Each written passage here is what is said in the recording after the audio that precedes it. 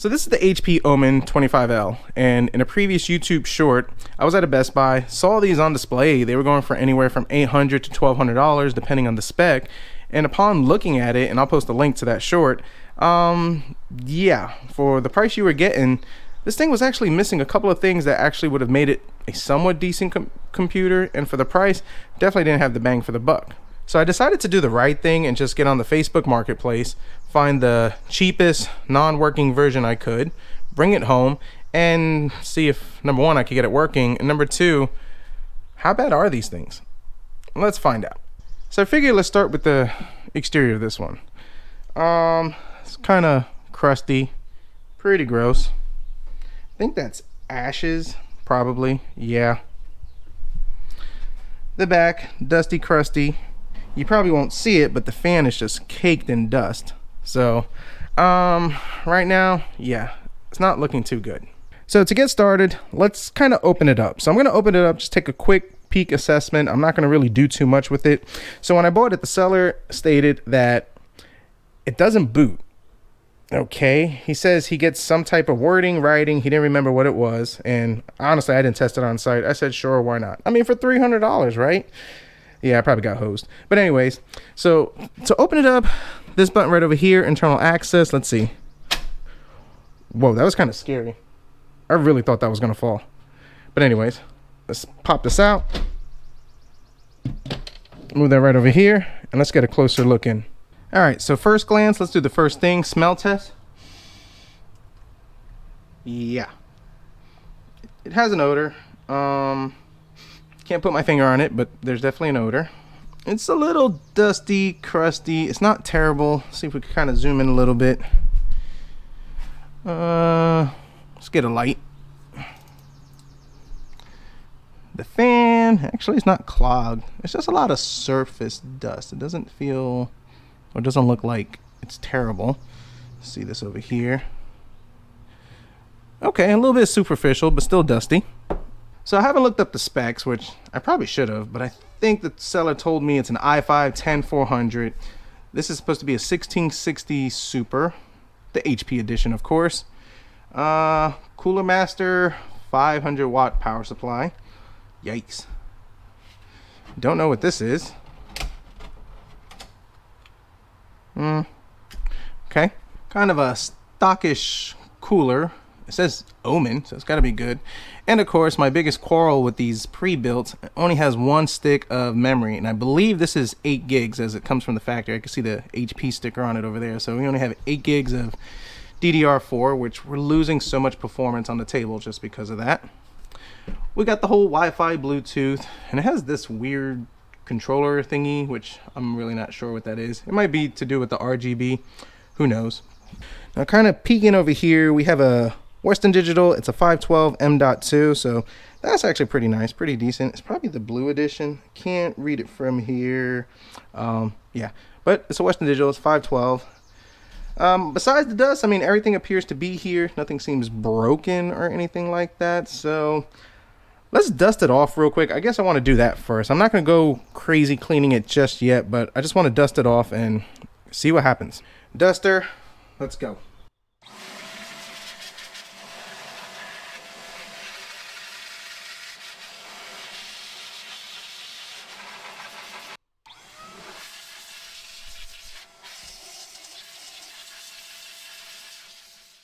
I think what I'm going to do is, just because I got to put my hands in there to press the power button, I think I'm going to wipe this down.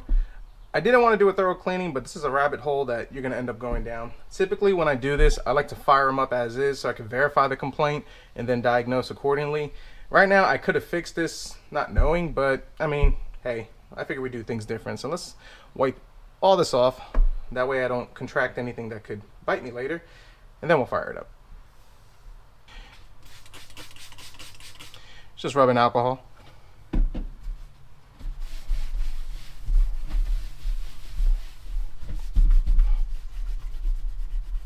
Some of the stuff's on here pretty good.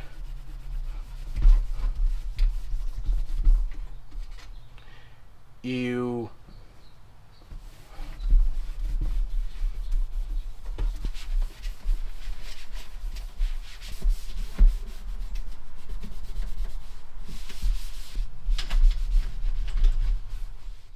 a little bit better, and that's a rabbit hole that I could definitely go down, because I could definitely go in and clean this, which I might do that after fact, take this thing completely apart, just clean the motherboard, clean the graphics card, fresh thermal paste. We'll see. Number one, I still don't know if this thing really works or what the problem is. So let's go ahead, let's pop in some power. I don't plug in the internet because, well, I don't know what information's on here or whatnot, so let's pop that in. That feels really like loosey-goosey. Maybe that's the problem. I don't know. All right, we got power. Let's see what it does. We got the RGB action.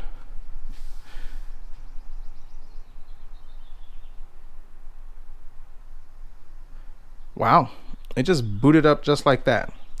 So let me get a keyboard. Let me check this information, because if somebody has their personal information, I don't want to put that out there. So give me a few minutes. All right, so it's actually a couple hours later, and a lot of things transpired. So I just kind of unplugged it just like this, but I rebooted the computer, saw that it had a lot of personal information there, didn't want to put it on there. And well, when I rebooted the computer, it kept on saying plug in the PCIe Express power connector, which I noticed it was just hanging out just like that. Well, I plugged it back in. I just kind of plugged it out for demonstration purposes, but it was barely touching. And when I did that, I mean, everything just worked fine. A lot of personal information, account information, so we just went ahead and wiped it clean, popped some programs in. So let's boot it up now, and let's see how this thing runs.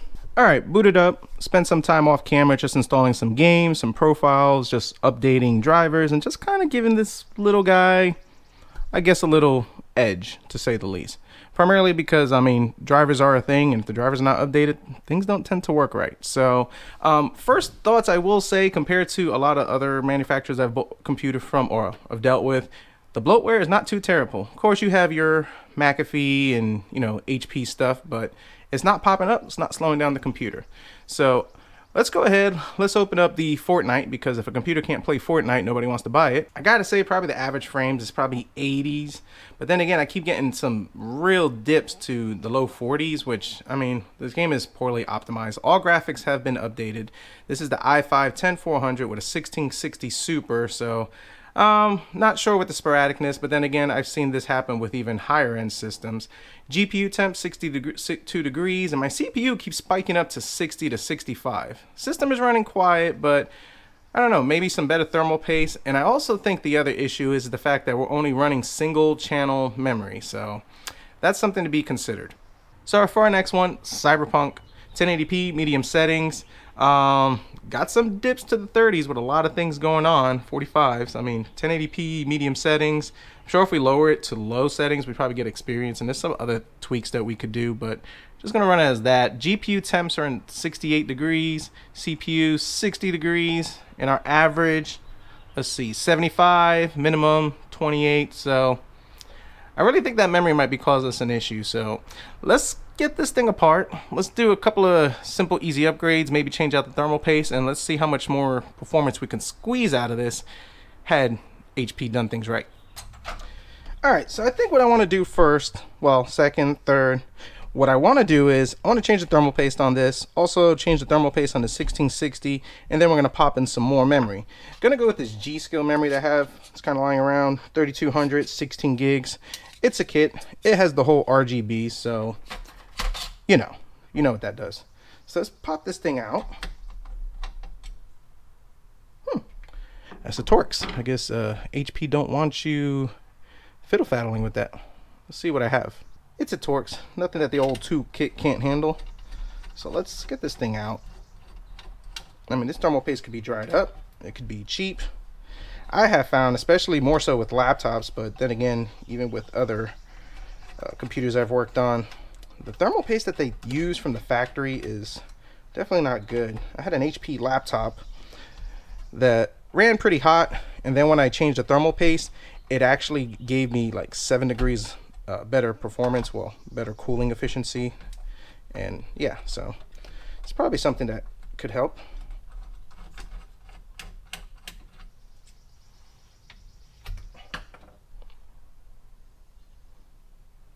It's actually not that bad. It's actually pretty moist. Yeah. So let's still change it out. Let's put something a little better. Now before we pop in the thermal paste, let's take this memory out. That way you guys can see it better.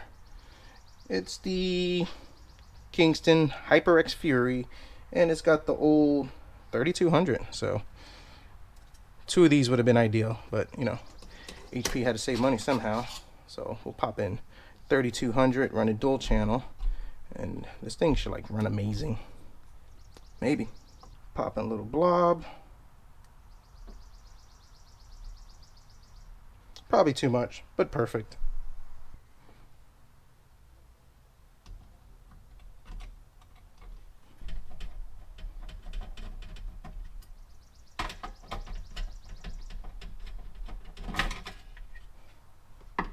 Make sure you disconnect the little bracket that holds it. This thing is pretty tight in there, but it comes out. Ooh, man, this thing is really dirty. I don't know if the camera picks that up, but yeah. So I'm gonna do a separate video on this graphics card, just kind of showcasing it, going over it. Yeah, there's a lot of junk on here. So if you're interested in that video, stay tuned for it. That's coming out. So yeah. Graphics card all cleaned up, looking fresh. Video will be out on that. I'm doing a specific review and how to clean it up. It was pretty rough. You might want to check that out if and when it comes out. All right, she's back up and running. Everything worked, so it shows I didn't mess nothing up. So that's a good thing. So forgive me as I'm a one-man show and sometimes I forget to turn the camera on.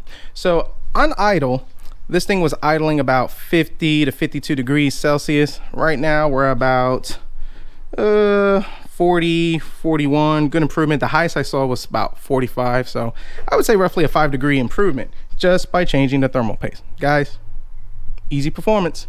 But anyways, so I also did run the Cinebench before, and when we were running the Cinebench, why did I minimize this? We were hitting 80 to 82, the max while running the test, 75 degrees Celsius, so another 5 degrees over there. Easy performance. And one thing before, so our score is 7,764. We were doing about 7,400 roughly. I can't remember. I'll have to see if I wrote it down somewhere, but it was about 7,400. So 300 extra points just by cooling it, which allows it to sustain better. Better cooling, better performance. So if you buy something like this, something you might want to consider. But also to note, we were running single channel RAM. Now we're running dual channel. Same speed, but that also could be a factor too. All right, so we're back in the Fortnite, and I gotta say, I've been playing this for about 20 minutes, and the performance on this is so much better. Our averages right now are at least, and I think at this game, but our averages in this is probably about more towards the 90 to 100 frames per second. I'm not getting those dips to the 40s like I was before, and primarily the reason for that is not because of the temperatures or anything, was because, I mean, dual channel, if you don't have dual channel memory, you're losing a lot of performance. That single channel, yeah, definitely no bueno. We're still running the same speeds at 3200 megahertz memory, but we're running dual channel, which makes this a lot more enjoyable and a greater experience. So if you're gonna get one of these machines, probably one of the biggest first things you need to do. Back into Cyberpunk and more improvements. Biggest improvements is I'm not having those drops as I was before, because in a scene like this, we were dropping to 30. I would see this start averaging around here about 60, which, oh wait, we're starting to drop. No, we're back up to the 70s, but I'm not getting that 30 drop that I was before. So I want to say we're at 70. Once this scene finishes, we should find out what the average FPS, but it's a lot smoother. The frames are a lot higher. Once again, that dual channel memory. And here we are, average 82, which is more than before. Minimum 46. We had 28 drops before. So HP Omen, you're gonna need that dual channel. So let's talk about this. Looking online, I've seen this computer just go all over the place. On the used market, if you buy it, they could go anywhere for about $650, and now you're buying it from somebody who you don't know if they abused it, might not be in the best condition. So, or you could gamble like me and buy it $300 in non-working condition, which it was an easy fix, just that and really good cleaning. Or you could get a brand new. I've looked anywhere from Best Buy to HP's website to Walmart, and they're just ranging all over the place from about $900 to $2,000. Amazon sells this one for $2,000, which is ridiculous, but anywhere about $900 to $1,200. If you build this yourself, very similar spec, in fact the exact same spec with the same graphics card and everything, you can build it with the dual channel memory, a better cooler, and probably a better looking case for about $750. Now the argument for pre-built versus building it yourself, yes, pre-built, you get a warranty, it's already done, you're ready to go, plug and play, easy peasy. But if you're gonna go the pre-built route with this, you're losing that dual channel memory, and as we saw in this video, without that dual channel memory, you're losing a lot of performance. Now overall, it's not a bad computer. Yes, upgrading the thermal paste made a big difference. Dual channel memory made a difference. So I mean, negligible, what, $15 for thermal paste, maybe $60 for the memory, just depending on what you got. So consider that if you decide to buy this. Now, if you're one of those that just needs it for the whole workflow, the YouTube and all that stuff, it's great right out of the box. But if you're trying to get some gaming experience on this, you're gonna have to do the upgrades. Now, I will say I did luck out and score as, yes, I paid $300 for it not working. The repair was very easy and simple, and even with the upgrades, I'm still ahead. I probably could flip this for about 500. Fortunately, I have tons of thermal paste and memory lying around, so I have a buyer lined up for it who's actually gonna buy it for the $300 that I paid for it, just because it is a friend. Guys, I can't preach this enough. If you're gonna do the computer hustle, take good care of your friends, families, and all that good stuff, because they come back and they take good care of you. The person that's buying this has hooked me up with a lot of extra parts, upgrades, all that stuff, and probably in a couple of years when he's done with this, I'll probably end up with this computer again and probably flip it for, well, whatever the market's going for at that time.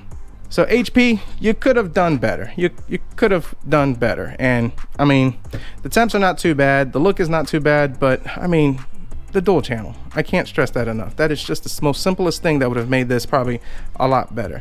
Now, also something to keep in mind too, 500 watt power supply. You are going to be limited to the graphics card you upgrade, and then you need to take all this out, get a better power supply, get a better graphics card. So would I recommend buying this? No, build your own. You could get yourself something that's a lot more upgradable in the future, better bang for the buck. But if you find it used on a used market and it's a real good price, this might be the computer for you.